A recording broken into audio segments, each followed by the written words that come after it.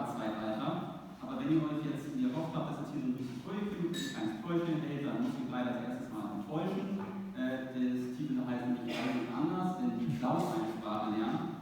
Aber dann hätte ich nicht nur ein, sondern direkt zwei Buzzwords drin gehabt und aus Listen geht davon vielleicht nicht direkt was ist und steckt ab. Also fangen wir an mit den Bildern, die hat jeder von mir schon mal gesehen, wahrscheinlich in der Navigations-App oder Art Wahl. Das hier habe ich jetzt von der mit dem großen I geklaut. Ja, die Münster mit der Altstadt, das Schloss, hier unten den Aasee, sehr schön. Wo kommt sowas her? Klar, wir haben irgendwie die Erde und darum gibt es einen großen Orbit. Und da muss unser Satellit hin. Wie ist der hingekommen? Natürlich mit der Stimmungsrakete. Stufe 1 ist so, ein Moment.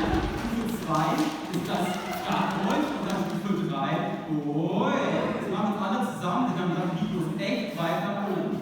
Stufe 1. Stufe 2. Und Stufe 3. Oh.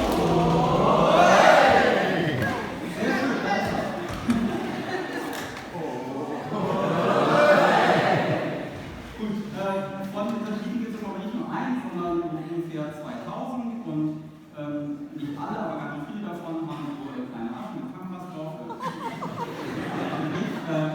Haben hochsensible Systeme, die im weitesten Sinne Fotos der Erde machen.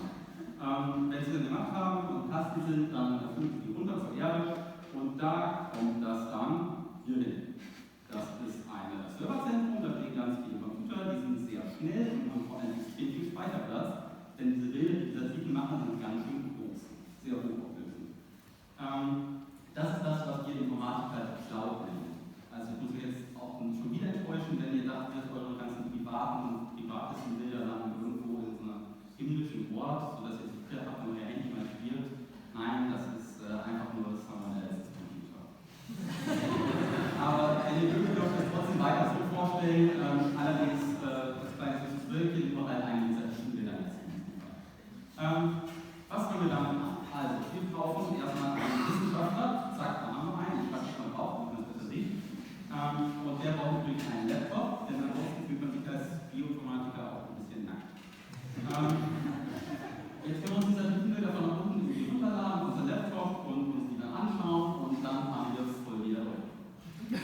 Schlau hat aber leider zwei blöde Fehler.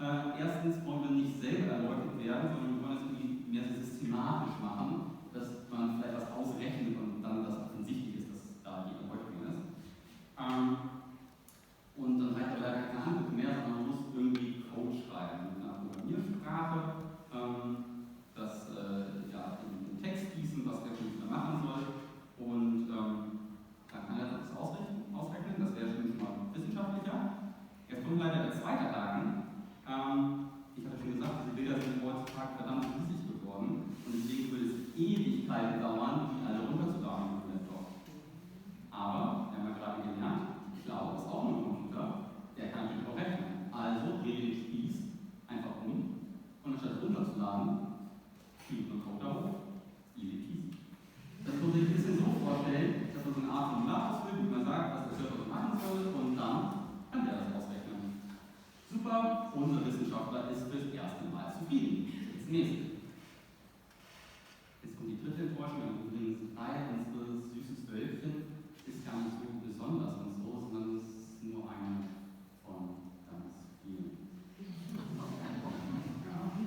Aber man muss ganz mal getroffen sein, denn die können alle verschiedene Sachen. Ihr seht hier verschiedenfarbige Bilder, das sind verschiedene Arten von Bildern, die haben vielleicht auch verschiedene Funktionen und deswegen denkt sich der Wissenschaftler, geil, voll die Vielfalt. Vielfalt muss man begrüßen und deswegen denkt er sich, jo, das will ich haben.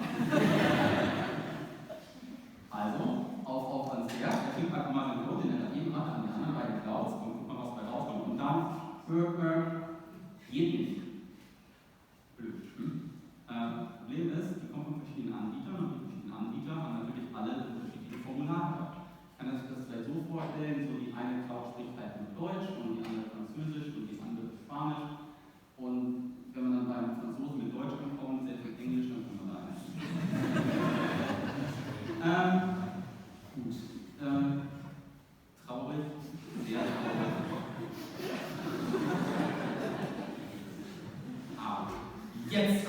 Superheld von OpenEO. Das ist übrigens die Gruppe, wo unter anderem auch dran arbeitet. Und sprechen natürlich jede Menge Sprachen.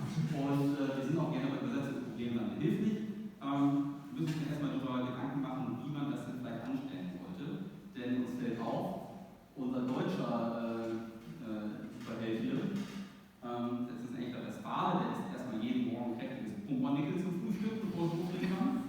Unser Franzose mit dem Anhang, der müsste sich wieder so ein Baguette schmecken und ja, die Engländer haben halt so einen Toast. Auf jeden Fall kann man das ja jetzt halt nicht einfach alles Brot nennen, sondern uns ist irgendwie klar, wir müssen uns auf eine Sprache einigen, aber wir können jetzt nicht irgendwie alles auf Englisch machen, das ist zwar heutzutage sehr modern, alles auf Englisch, aber dann wäre es ja halt ein Toast, also müssen wir uns was Neues aufdecken. Also denken wir uns eine OpenEO-Sprache aus, das ist doch total naheliegend, das ist dann so neu und gemeinsam und vor allem ein bisschen abstrakter. Da nennt man dann so ein Brotbett einfach gebackene Getreidezeichen oder so. Halt irgendwas anderes. Anyway, wenn wir das haben, dann können wir von jeder der Sprachen einen Übersetzer bauen, Deutsch OpenEO, Deutsch, Französisch OpenEO, Französisch und das denken.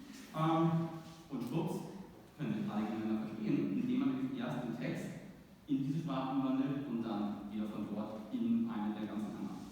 Das funktioniert dann auch hoffentlich besser als beim Google-Übersetzer. Und das richtig Schöne an dieser Architektur ist, dass, wenn wir jetzt noch ein paar exotische Sprachen wieder zunehmen wollen, könnte man einfach diesen einen Übersetzer von der einen Sprache, also von Chinesisch zu OpenEO und von Kiswahili zu OpenEO dazu packen und plötzlich kann jeder Chinese nicht nur Kiswahili verstehen, sondern auch Spanisch und Englisch und alles andere. And that's all we ever wanted. Isn't that great? Ja, jetzt können wir mal kurz ausprobieren, ob das jetzt auch geklappt hat. Wenn jetzt einfach zwischen die Anfrage über diesen Pfeil kommt und die Berechnung stattfindet mit den Flaggen, einfach nur OpenEO-Sprachübersetzer-Modul dazwischen basteln, das wir fleißig mit OpenEO Superhelden programmiert haben, dann kann man ganz einfach den Code, den man natürlich jetzt in der OpenEO-Sprache geschrieben hat, dahin schicken und pling, pling, alles funktioniert. Und dadurch können die Forscher deutlich schneller forschen und